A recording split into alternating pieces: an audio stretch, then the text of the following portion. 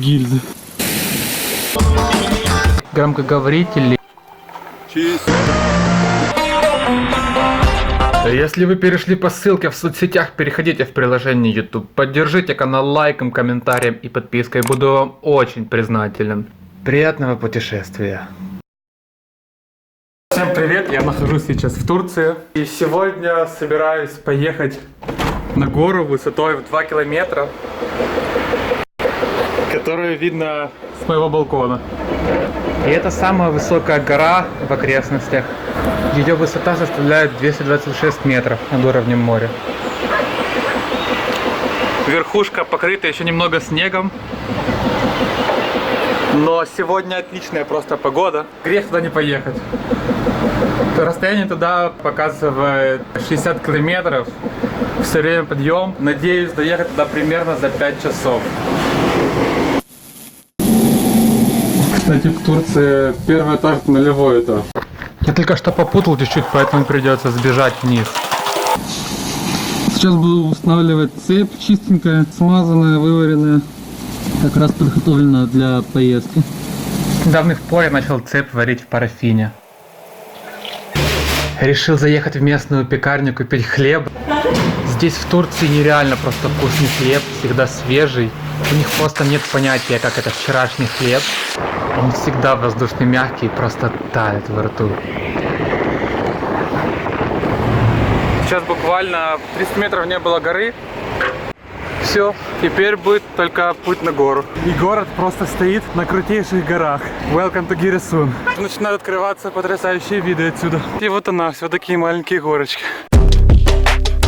Продолжаю путь на горку, стараюсь держать средний не менее 11, а местами даже не такой крутой подъем, можно 25 ехать. Если вы едете в горы в Турции, вы можете никогда не заботиться о том, чтобы взять с собой воды достаточно, потому что на каждой горе есть вот такие родники буквально каждые 200-300 метров, так что воды можно всегда набрать. Буквально через 15 метров еще один. Здесь просто нереально. Высота сейчас примерно полкилометра.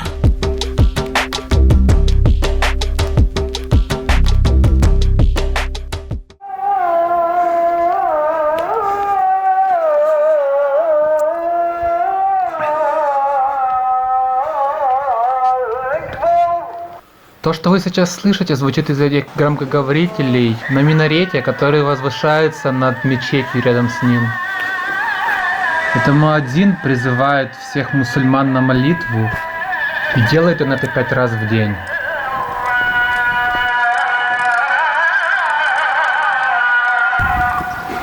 Кладбище с таким вот видом. Так выглядит турецкий быт. Что-то готовят.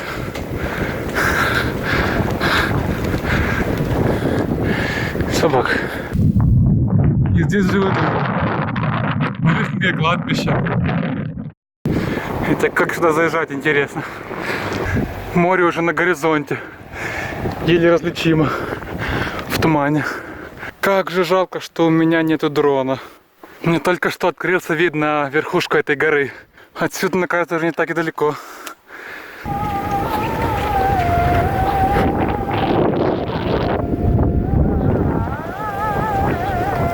Это вот сколько видно мечетей. 1, 2, 3, 4, 5, 6. Вдалеке на камере плохо различаются они. И чувствуешь себя будто в арабской сказке, когда слышишь переплетающееся эхо от песен, зовущих на молитву муадзинов. Это снежная вершина, куда я пытаюсь заехать. На камере не особо видно, что она снежная, но скоро увидите. Верхушка горы опять скрывается. Кстати, забавный факт о Турции. Везде валяются гильзы. Здесь написано, что можно ехать только с шипованной резиной зимой. Это неосвещаемая солнцем сторона. Здесь всегда лед зимой. И уже чувствуется, кстати, понижение температуры на такой высоте. Если внизу было 27 градусов, то здесь уже 19. Дорога не просыхает просто. Хотя уже давно теплые дни, несмотря на то, что на улице середина ноября.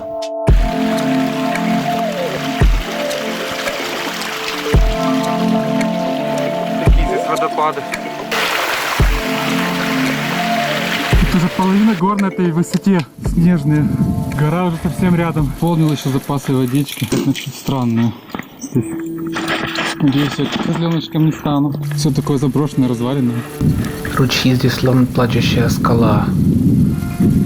Такую дорогу продолбали в скалах.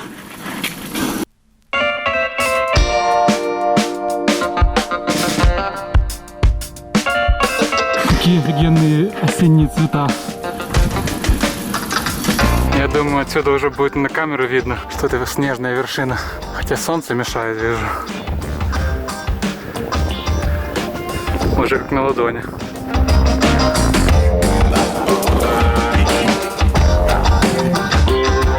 Опасные здесь дороги.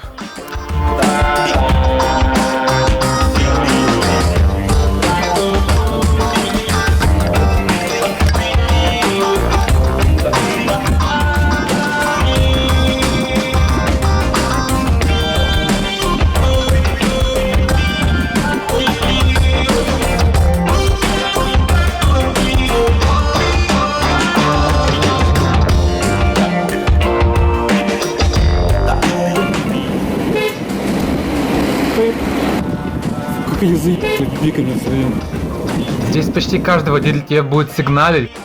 Как я уже потом понял, это они так здороваются. Но когда ты едешь на велосипеде и каждый раз подпрыгиваешь от ихнего гудка, то это начинает надоедать.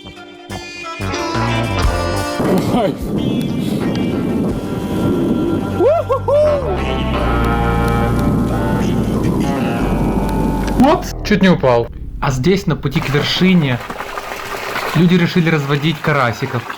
На самом деле это форель, ей нужна проточная вода. Таким образом создаются бесплатно практически идеальные условия для ее выращивания. В Турции практически на каждом месте, где есть для этого благоприятные условия, так выращивают рыбу. Такие горища уже, скалы. И тем не менее растет лес. Классный водопад.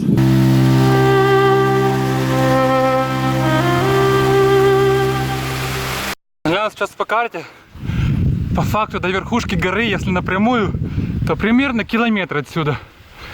Напрямую я ж как бы по таким скалам, наверное, не смогу поехать.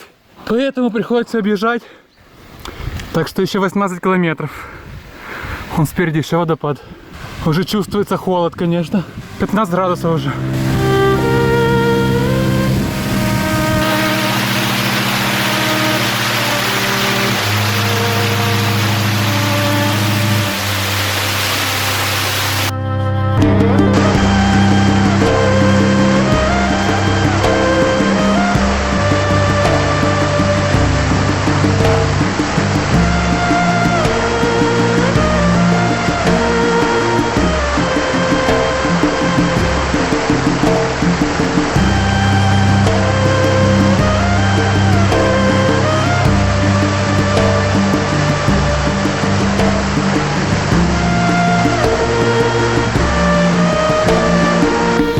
С одной стороны такой замечательный вид,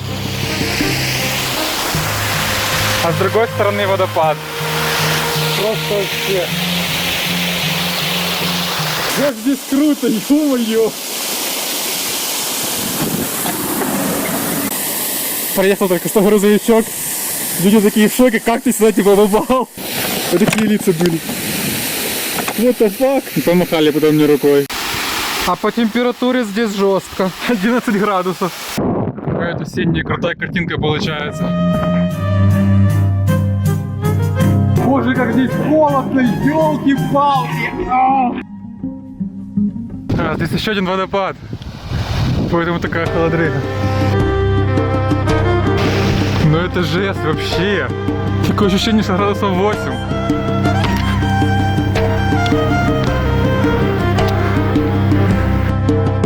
В общем, я решил, когда спущусь вниз, обязательно покупаюсь на море.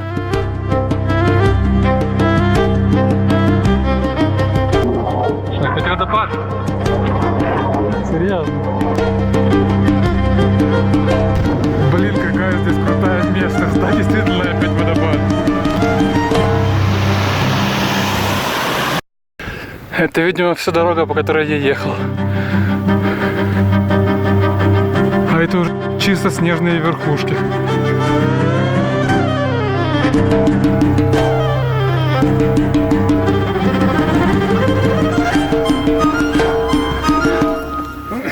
Yok yok. Bak nereye gitmek istiyorsun? Видео. Yes. YouTube. Yes. Окей. Чуваки опались, короче, бахают водку. В общем, угостили мне рыбой. Продолжаю дальше. Такие общаемся прикольно. То 2 слова по-русски, 2 слова по-английски, 2 слова по-немецки. Видимо, то они стали там отдохнуть, потому что только что обогнали меня, поехали на гору дальше. О, пошли уже покруче горы. А то я уже по ним соскучился. Тут уже водопад на водопаде, я смотрю. Наконец-таки я доехал до первого снега.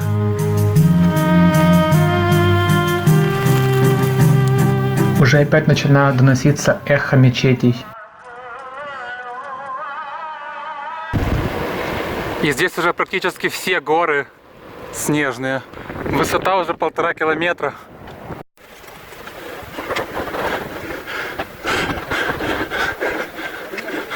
Как картинка.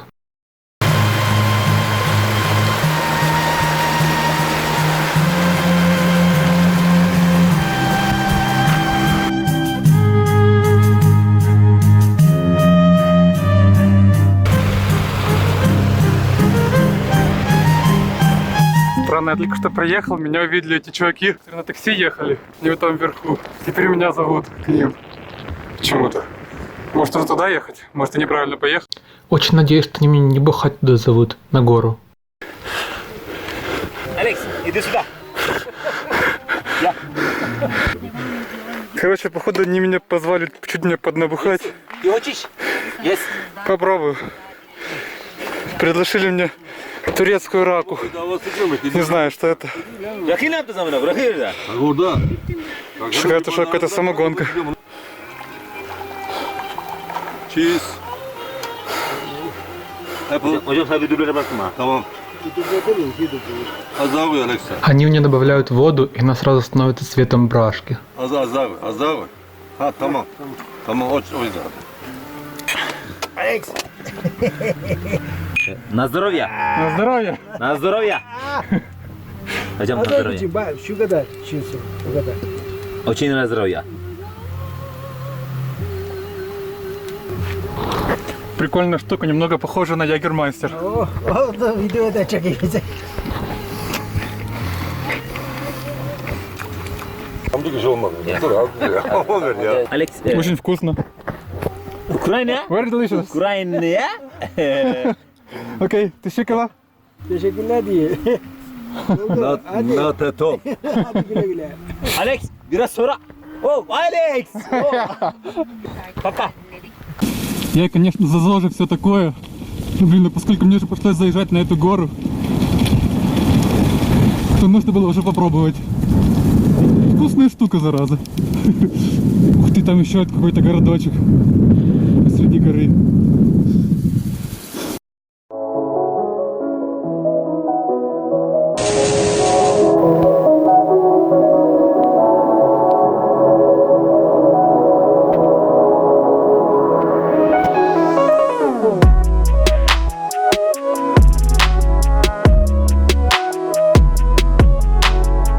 Я так понимаю, что турки здесь бухают по 2 причинам. Во-первых, тут красиво, естественно, это так понятно.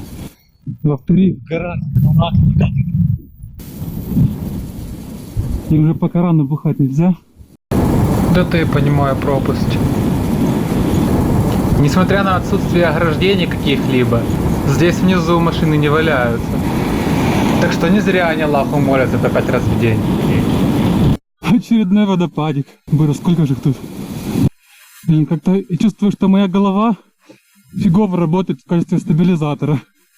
Мне бы сюда курку подсадить и прилепить камеру к ее башке. Это будет стабилизатор.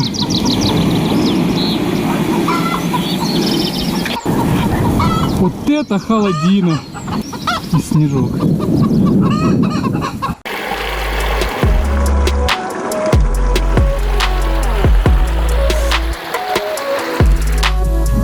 Здесь знак Чалдак-Цирве. И походу это как раз есть вершина этой горы. Неужели мне придется сейчас по грунтовке ехать? Я не очень хочу. Но они туда поехали. Уж, наверное, я туда поеду. Надеюсь, я об этом не пожалею. По сути, я сейчас срезаю немного через лес. Еще и машины ездят. Блин, не знаю, видно ли на камеру. Глазами не видно, только по звуку слышно. Из-за солнца. Сколько всякой камышни. Если бы я сейчас не съехал, то видео было бы менее интересное. Правильно. Вон дорога, которая пошла в объезд. Не знаю, где было бы проще. Я надеюсь, тут не развилка впереди, потому что не знаю, куда ехать. На карте этого места нет. А, нет, слава богу. Просто поворот налево. Что тут уже какое-то болото пошло. И снег. Много снега. Ну, не очень. Ух ты, ё. Какой-то охотничий домик. Или целая деревушка. Да, здесь деревушка. В самом настоящем in the middle of nowhere. Прям снеговика можно слепить. А когда едешь, делаешь такие физические упражнения с небольшим даже количеством алкоголя в крови, то сразу чувствуется, что бухал немножечко. Здесь как бы и солнце уже есть. И тем не менее снег еще не растаял.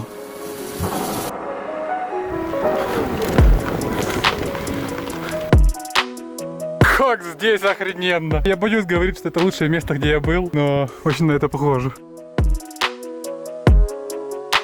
Тут такая скользкая дорога глиняная. Нужно очень аккуратно обратно ехать, чтобы не убиться. Так величественно возвышается гора над скалами. Уже практически на самой верхушке горы, и тем не менее здесь до сих пор живут люди. А снег уже почти весь растаял. Как луна классно выглядит. Интересно, здесь есть эта штука, что кричит на молитву? Мечеть. Столько снега много.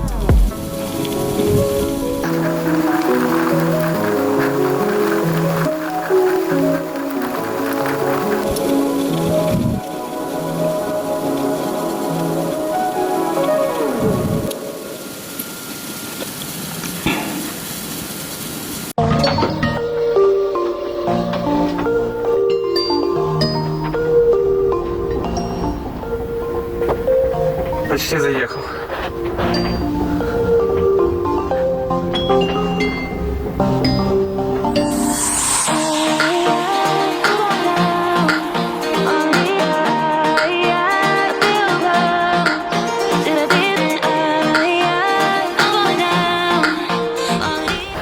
Уже осталось 250 метров подъема последних. И расстояние 2,5 километра осталось. Это говорит о том, что подъем будет очень крутой. Я уже подбуксовываю. Еще родник.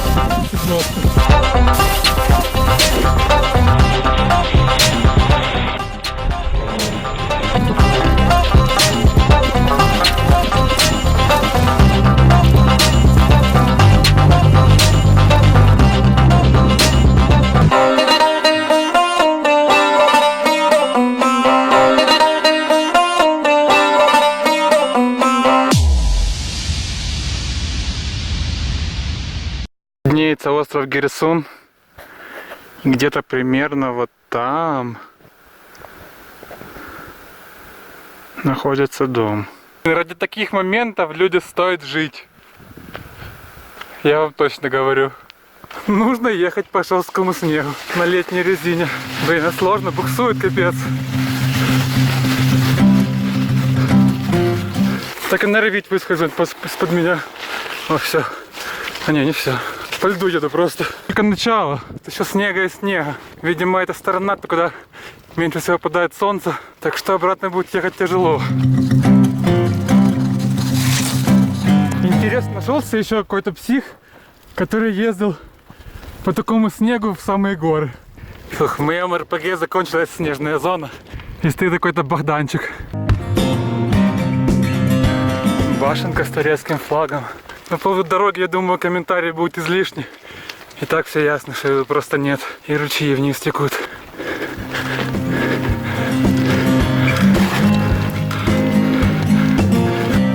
Только что ехал по такой тропиночке между снегом. А дальше просто лед. Просто буксую на месте, зараза. Не едет. Неужели придется пешком идти? Это не в моем стиле идти пешком. С великом. Эх. Ну, тут тоже идти сложновато. В летней тряпчаной обуви. Традиционно. Я в Австрии ходил в поход на Гроссглокнер. Я не знал, что там столько снега будет. Поэтому точно так же там оделся, по сути. Тоже был в тряпчаной обуви. Естественно, насквозь я намочил. Фу, наконец-то можно ехать. Просто падаю по такому льду. Тут еще ручейки текут подснежные. Нужно обязательно заехать на гору до заката, потому что я хочу снять закат. Хорошо, что здесь ехать можно. Ага. А здесь уже, походу, нельзя опять. Ну. Все. Стою и буксую.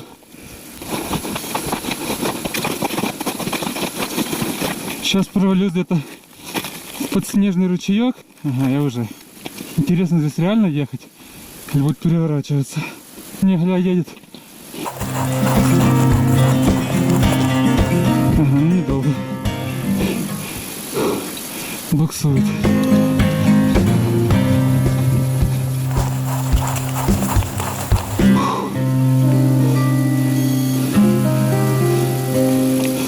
Вам, наверное, интересно, почему я пру с собой на гору велик? Почему я просто внизу не оставлю? Мне тоже интересно. И на самом деле я планирую местами тепло освежать.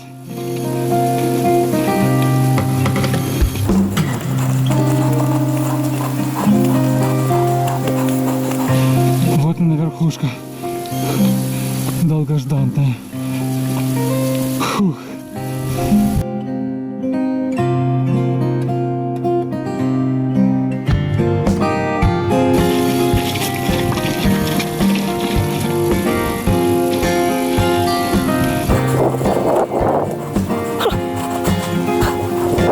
Что-то я подсдох.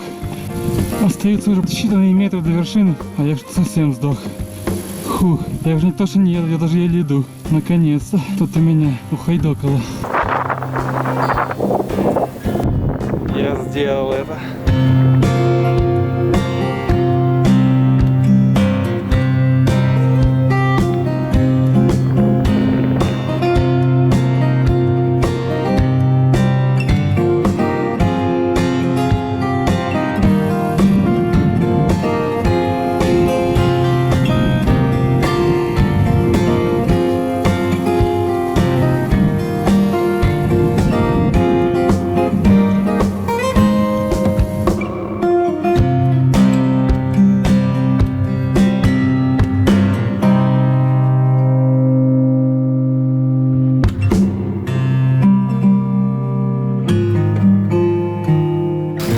Как офигенно видно тень с этой горы.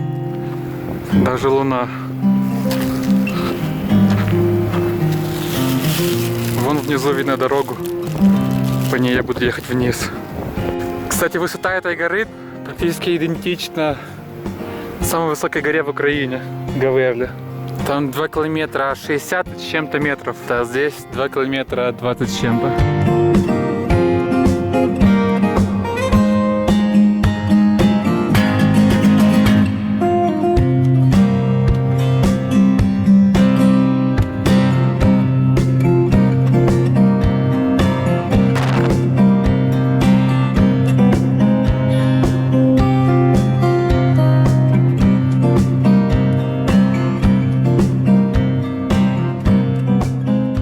Я идеально как раз подгадал со временем.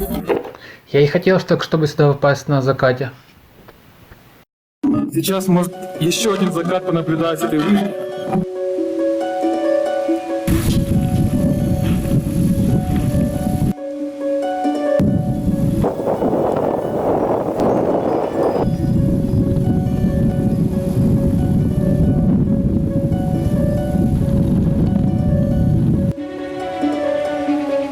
К сожалению, второй закат, походу,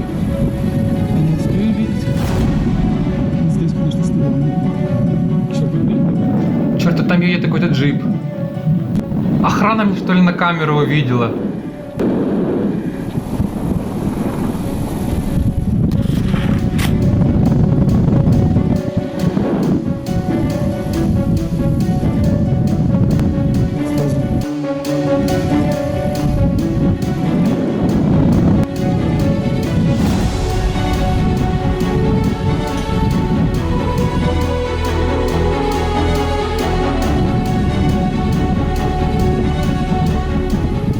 Это просто какая-то парочка приехала.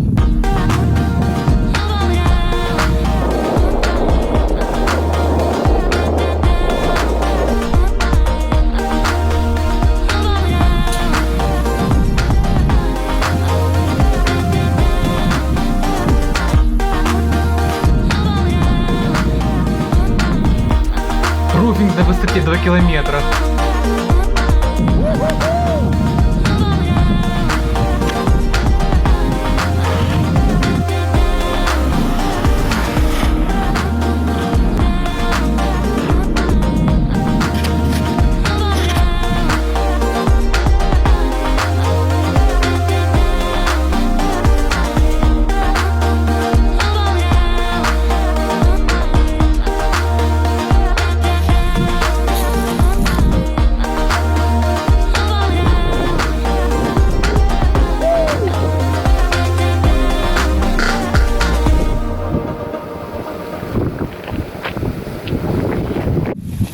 Все, еду домой.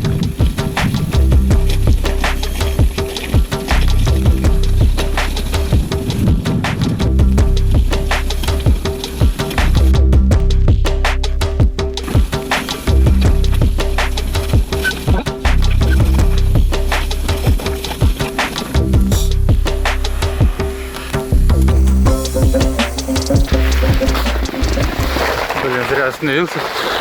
У этой горы есть своя легенда, точнее не у горы, а у маяка, который на ней расположен. Этот маяк рекордсмен по отдалению от моря, маяк без моря. По прямой находится на расстоянии 40 километров от моря на высоте 2 километров. В данный момент в книге Гиннесса рассматривается заявка жителей на внесение его в книгу. Легенда гласит, что 500 лет назад жители поселка рядом с вершиной горы запасали соль, чтобы посыпать ею сено, которое заготавливается на зиму для скота. И однажды им не удалось запасти достаточно соли, поэтому они решили спуститься в город за солью. Но однажды утром они обнаружили, что внезапно море поднялось почти до их села. Тогда они построили лодку и маяк для ориентирования. Но когда они попытались спустить ее на воду, то обнаружили, что это не море, а густейший туман. И я проезжал мимо этого маяка, когда ехал наверх.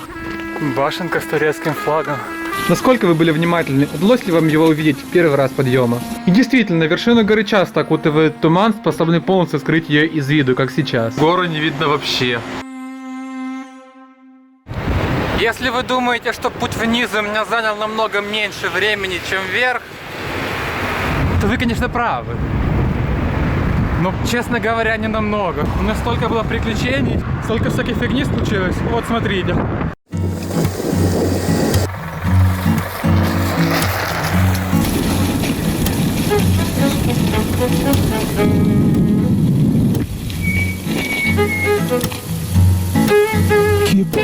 Я только что, оказывается, проколол себе шину. Вообще шикарно. Я решил перед снегом не ремонтироваться, потому что понимал, что очень скоро стемнеет, и чтобы в потемках потом не ехать по снегу, решил проехать последний снег, пока из шины не вышли остатки воздуха. Прям блокбастер какой-то. Сейчас буду на верхушке горы. Вот сейчас только что выехал со снега. Относительно. Сейчас буду клеить шину. Супер. Подлатался, сейчас проверяю. Ничего ли тут не забыл? Ну это, конечно, жесть. Интересно, такой фигней можно было проколоться? После любого прокола всегда нужно проверять шину на наличие иголок, торчащих из нее, чтобы после ремонта не возникло повторного прокола. А я сейчас этого не сделал из-за такого холода, из-за того, что спешу. Потому что, судя по рельефу, я надеюсь, что я камнем прокололся. Надеюсь, я об этом не пожалею. Ну, вроде не спускает. Я, конечно, теперь так сильно не накачивал. Сейчас еду на асфальт, там докачаю сильнее, потому что у меня уже клей закончился. Очень сомневаюсь, что я выдавлю еще туда, вот что от него осталось. Буду надеяться, что не проклюсь еще раз. Прохладненько здесь, конечно, клеится. Да, вообще нифига не видно. Да уж, в таких условиях я шины еще не латал. При 9 градусах на вершине горы среди снега. Веселуха, блин. И поскольку на видео ничего не видно, я решил сделать пару фото. Специально для вас. По снегу, с горы, ночью. И с одной рукой. А без снега ничего не видно на камеру. В смысле, какая крутая луна. О, как круто! А по такой мы щебню носит, конечно. Чувствую, нужно двумя руками брать. Сейчас впереди дорога светится или село, интересно. Это просто что-то нереальное. Просто идеальная тишина. И откуда-то издали слышно только эхо. Отсюда открывается необыкновенный вид на снежные верхушки и дополняют картину ясное небо, звезды и луна.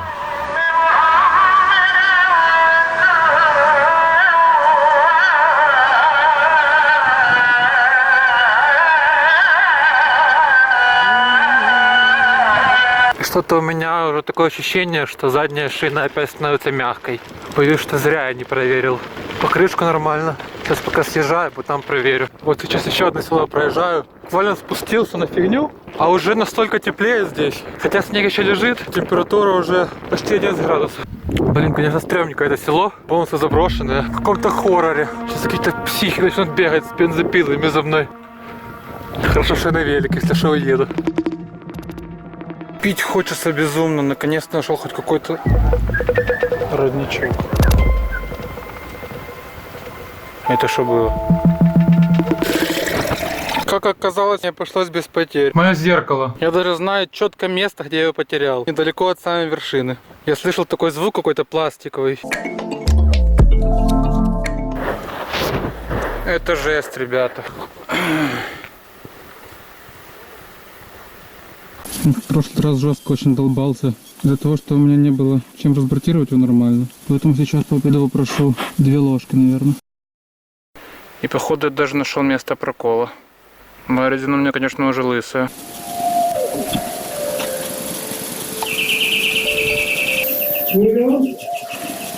Marhaba. Efendim? No Turkish. Merhaba. Merhaba, buyurun. Dur bir saniye. Nereye baktı? 10 dakika bana 2 kaşık verir misiniz? Bu mu? Spoon. Tamam, sökmeye gideceğim. Tamam. Hı. Burada mı bisikletin? Teşekkür. And also a knife. Tornavida bakayım ben sana. Onlar yok. Knife? Yok. Bu Evet. sürtme yok. Dur bakayım. Bıçak var, tamam. Bıçak. Olur.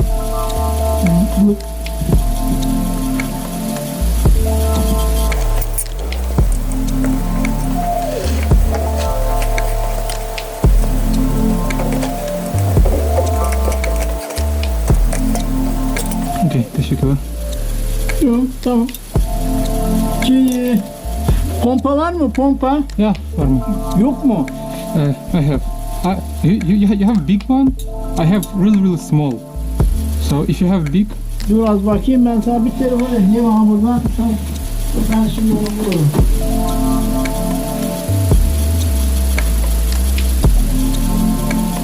Atla.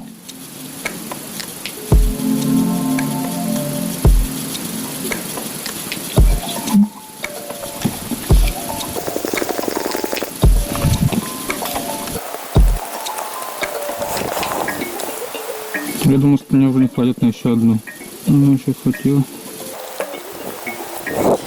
Окей, teşekkürler. Oldu mu? Okey. Okey. Ne oldu? Yok. Okey, tamam, teşekkürler.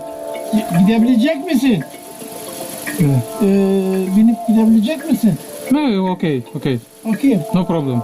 Tamam.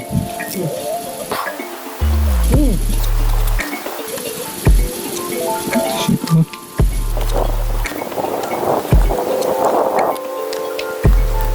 Alo, sende şey var mı? Pompa. Bir turist arkadaş gelmiş de motor bisikleti şey yapmış. Oldu, hadi iyi akşamlar. Ne haber? Okay. No problem. Bunda, Okey, burada okey. yapabilir miyim? Tamam, Ya, yaparım. okey. Bir turist arkadaş burada lastik pat. Okay.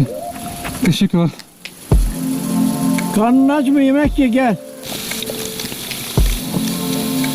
Без соли. Turist. Can I have some water?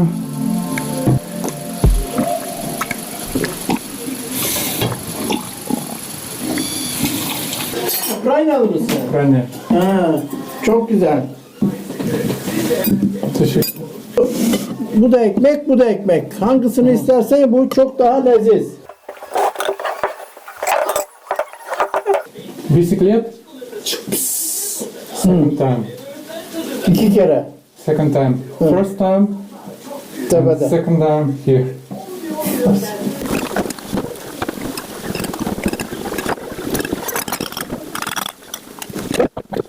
Gördün. Mısır ekmeği, bunu doğruyoruz biz içerisine, mısır. Bunu içerisine katıyoruz, bak. Doğra. Hı hı. Ufak ufak. Daha çok leziz. Karıştır bak şimdi. Hafif. Накормил меня. Tamam. Окей, teşekkürler. Ben teşekkür ederim.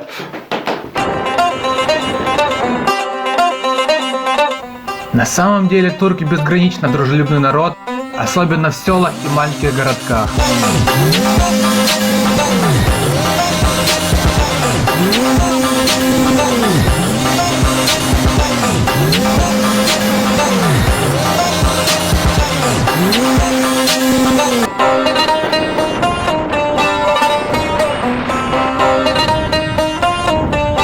Проехал я ровно 100 километров за сегодня. Видимо, потому что я там срезал. Получилось не 60 километров, а 50 километров в одну сторону. В сумме получилось 100 километров в обе стороны. Дорога обратно заняла, в общем-то, 3 часа. Ну а если чисто езды, то, естественно, быстро было. Если чисто езды, то обратно получилось с самой верхушки. Это час 40. По Турции я проехал из Стамбула практически до границы с Грузией. У меня это получилось 1370 километров. Так что если вам интересно полностью мое путешествие по Турции, тогда подписываемся на канал. И когда это видео наберет 50 лайков, Я смонтирую и выложу эти видео тоже.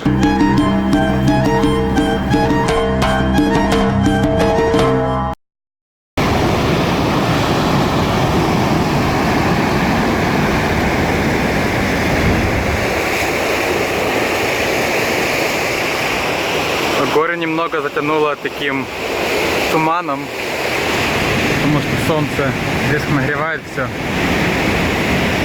Еще больше придает эпичности картинки.